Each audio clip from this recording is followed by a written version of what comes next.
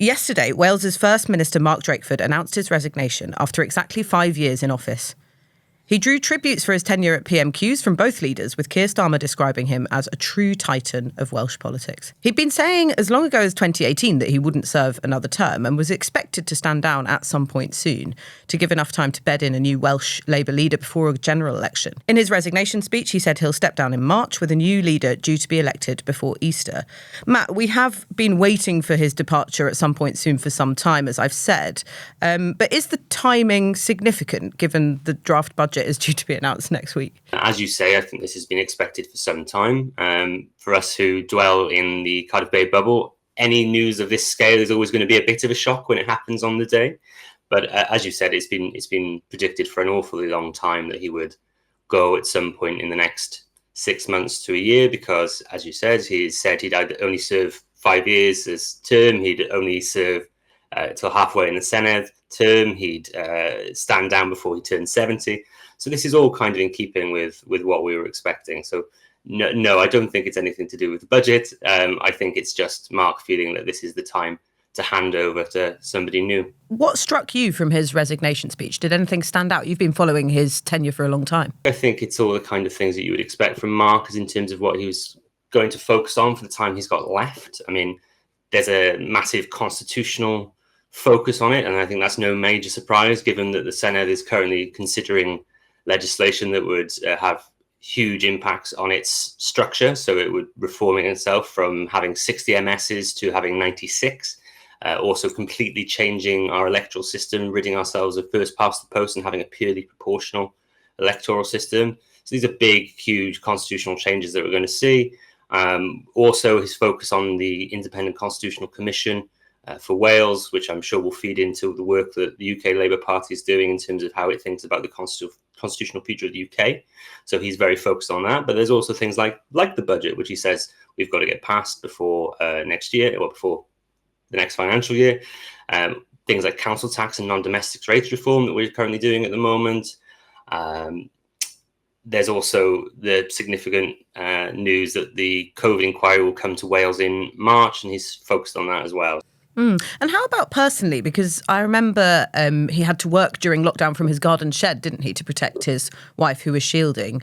And she sadly died suddenly in January this year. I wonder if there were any personal circumstances behind his decision to go when he's decided to go. I think that I have to pay tribute to Mark, the strength of an ox for carrying on in that role for as long as he has after that hugely traumatic loss of his wife. I think it's a testament to his sense of duty and public service, really, that he's carried on as long as he has. I think we've all in the Welsh commentariat loved seeing Mark at his allotment, and hopefully he'll get a bit more allotment time now when he stands down. But in terms of the personal sense of things, I don't think so. I think this was Mark thinking this was the right time to go.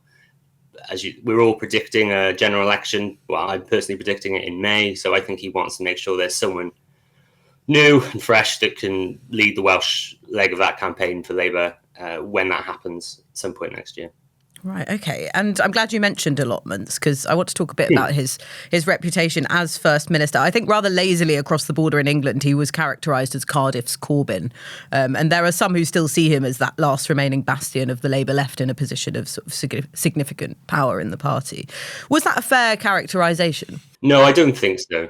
I think whilst Mark has always been of what we call the Welsh socialist stripe, quite openly, quite proud socialist, I think that you are better looking at ideology like progressive universalism when trying to work out what Mark's politics are. A clear pride in nation and in Wales, but not in a jingoistic fashion. And I think that whilst he obviously supported Jeremy Corbyn during the initial and subsequent Labour leadership elections that happened a few years ago, there is quite a marked difference in their approach. And I think one of the key factors in how successful Mark has managed to be in Wales is how he's managed to keep all the Welsh Labour factions together and working together in quite a harmonious way, which is, I think, in stark contrast to what we saw at a UK Labour level. Yes, and perhaps he became most prominent to most people during the pandemic, because that was when the devolved nation started straying significantly from the UK government's own sort of approach to it. And actually, he benefited from a big bounce, didn't he, in the Senate elections in 2021. What did you make of his handling of the pandemic? Well, I think COVID will be his legacy. I'm sure we'll get into that in a bit, but I'm pretty confident that that will be his legacy. You know, he may wish to craft one for himself, but unfortunately, legacies tend to be written for us rather than us having too much of a say in what they are. So COVID is going to be a defining moment from his premiership. I think that so many people say that he wanted to mark a clear path for Wales in how we handled COVID. And I don't think that's true. I think that Mark, although he is not the flag-waving variety of unionist, he is a clearly ideological unionist. He believes in the redistributive power of the United Kingdom state. This is why in Wales we've never massively tinkered with tax. It's why Mark has rejected calls for the devolution of welfare in any meaningful way. He wanted a four-nations approach to COVID, and he only moved away from that when he felt that the actions of the UK government would be unsafe for the people of Wales.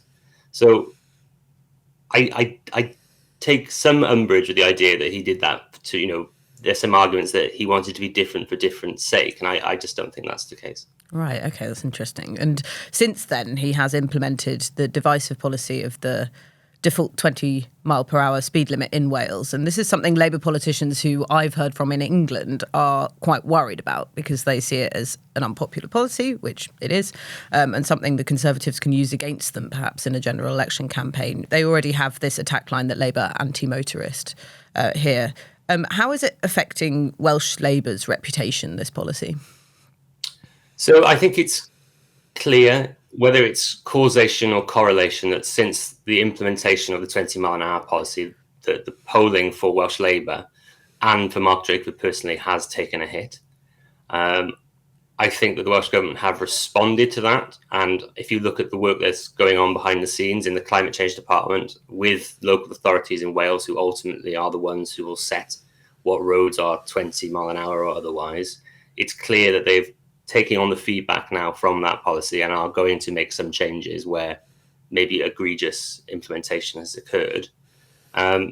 But it's very difficult to say to what extent this will actually impact any future Senedd elections. I mean, we've seen a huge petition, the largest petition ever recorded at the Senedd level, to get rid of the 20 mile an hour policy. It had over 500,000 signatures, which for Wales is a big petition. So it's clear that there are still some people who want that policy to be removed. How much that motivates them to vote is left to be seen. I think that from my understanding, MPs are more concerned about it, like you say, because their election is likely to be much sooner. Yeah. It would not shock me, no, if the Conservatives made that a focus of their general election campaign. We see in the Senedd on a daily basis that the Conservatives here are also making that claim that the Labour Party are anti-motorist, whether that be through the implementation of the 20 mile an hour policy or the roads review process, which, although it didn't ban the building of roads, certainly saw the cancellation of a number of road building projects in Wales. So yes, it wouldn't surprise me if that forms part of their campaign.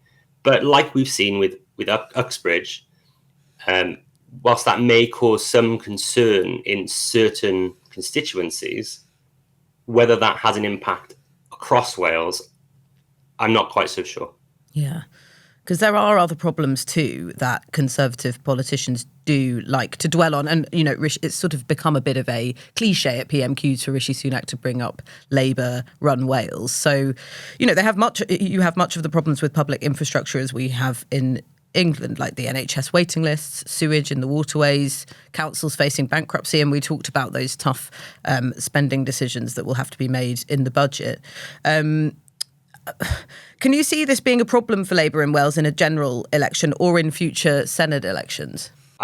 Of course, how a government runs public services is going to impact how people vote for them in the next general election. But I think in Wales we've come to some understanding that the purse strings are still held primarily at a Westminster level. And one of the first lines of defence from any Welsh Labour politician when asked about public services is always, we have been chronically underfunded for 13 years by a UK Conservative government. And I do think that message has shone through. Of course, there will be people who say, regardless of the money, you should be running things better.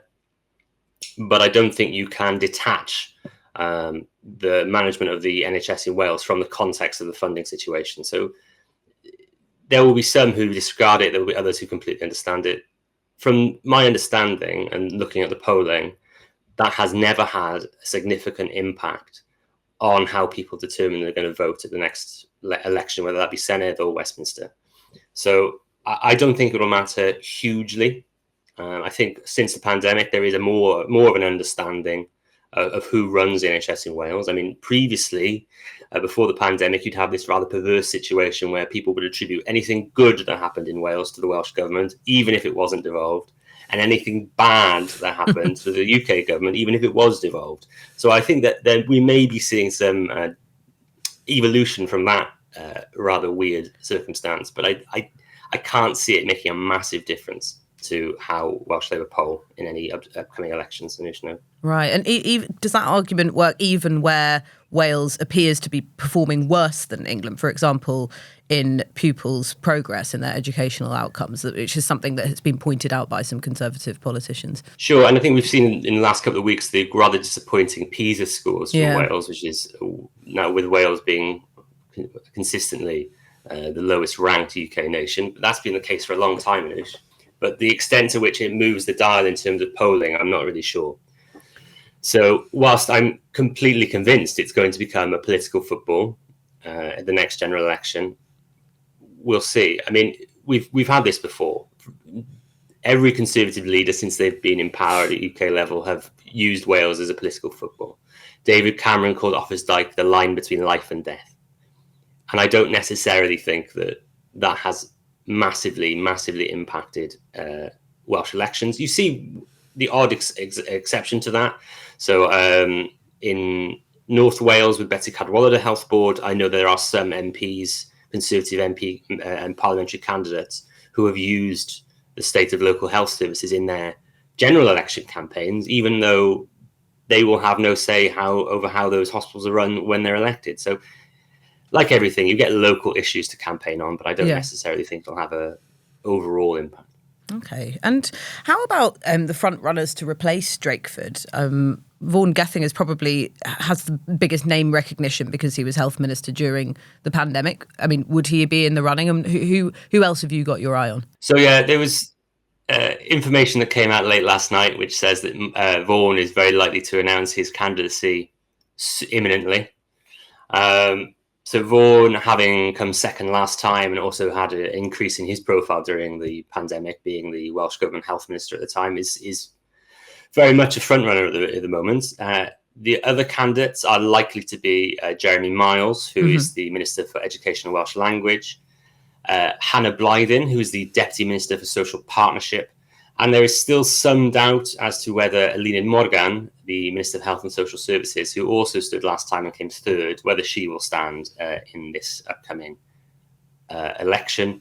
I don't want to get too geeky, Anoosh, but it's quite a weird process to get on the ballot at the moment. So when we approved our the changes to the Senedd, our views on Senedd reform, on that same conference, we changed our leadership rules as well.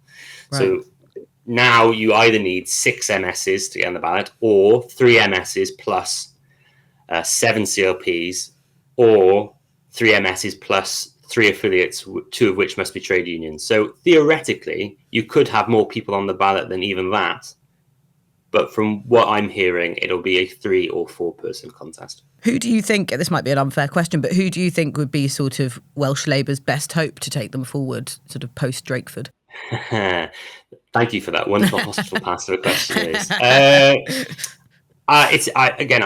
It's very hard to say until they set out their stalls. I can tell you certainly what the sort of public perception of them is. So Vaughan has, again, I think a very unfair categorisation as being more on the right of the party. I don't think that's fair. I always say that in Wales, even our Blairites are left wing. There's not a huge amount of difference politically between any of the 4 candidates. There is a perception that Vaughan is very close to the UK Labour leadership, although, again, I think that's unfair.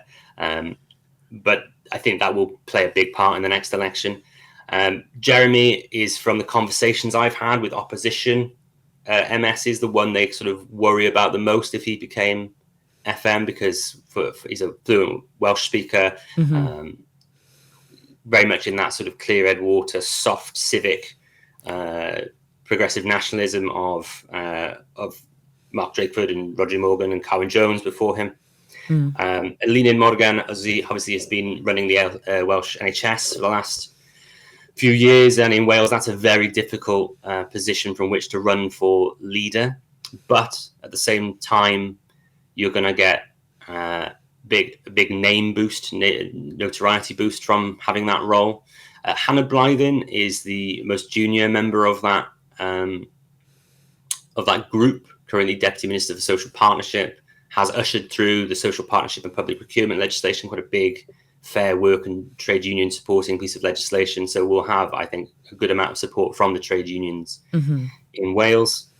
But as I said, Anoosh, any of the four, I think, would be a fantastic First Minister, because there's not going to be a huge amount of difference in terms of what they campaign on, because the Welsh Labour focus is always very clear. It's protecting the NHS, supporting people in work, trying to grow the economy. It's not going to differentiate too much between any of the candidates. Okay, interesting. And we should say to our listeners who don't know, Vaughan Gething is actually the economy minister at the moment.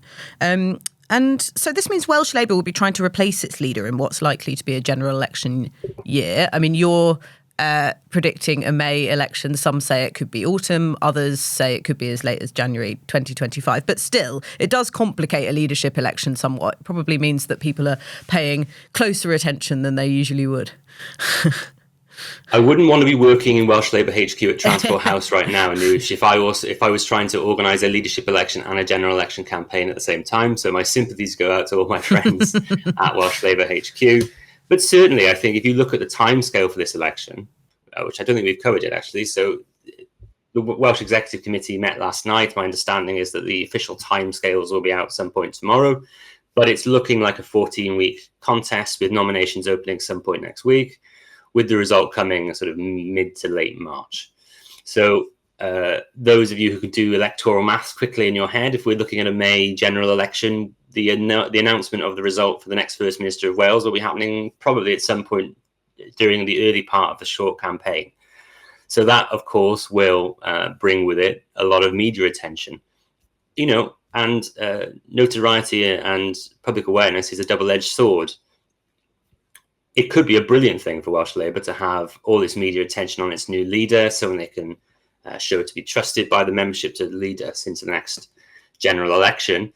Or if it's a difficult and stressed campaign, it could cause some tension and maybe I don't say stop the power of a Welsh Labour election campaign, but certainly slow it down at the first couple of weeks anyway. Yeah, that's interesting. And I know, it's a very busy time for you, so I should let you go. But just one last question. You did mention earlier in our interview the idea of what Drakeford's legacy might be. I wonder if you sort of have any sort of picture of how it's shaping up, or is it too early to tell? Again, I think it's impossible to take away the legacy of Mark Drakeford from the whole history of devolution, from special advisor to the first First Minister, second leader of Welsh Labour, Roger Morgan, to Minister for Health, Minister for Finance under Cowan Jones, to then eventually becoming First Minister. His history is writ large in our own. So and also very clearly his political ideology has been a significant part of how Welsh Labour has operated in the last 25 years of devolution, whether that be his fundamental tenet, which is progressive universalism. Yeah. This has been reflected in policies like universal free prescriptions, to his clear-ed water speech that he wrote for Roger Morgan, then First Minister, which set out this very clear agenda for Wales in terms of how we will operate our public services, which has then evolved into this sort of way that we feel about the relationship with the UK state. I think it's impossible to take away all of these things from Welsh politics and from Wales. I just don't think that we'd be the same country, party, or parliament without Mark. It's really great. Thank you so much, Matt, for taking the time. And hopefully we'll have you on again as the leadership contest is shaping up. But I'll let you get back to what is probably an extremely busy time. Thank you. Thank you, Anoosh. Thanks so much for watching. We'd love to know what you think. Please make sure you leave your comments below. And if you enjoyed watching this podcast, you can watch more of our videos on our YouTube channel. And don't forget to like and subscribe.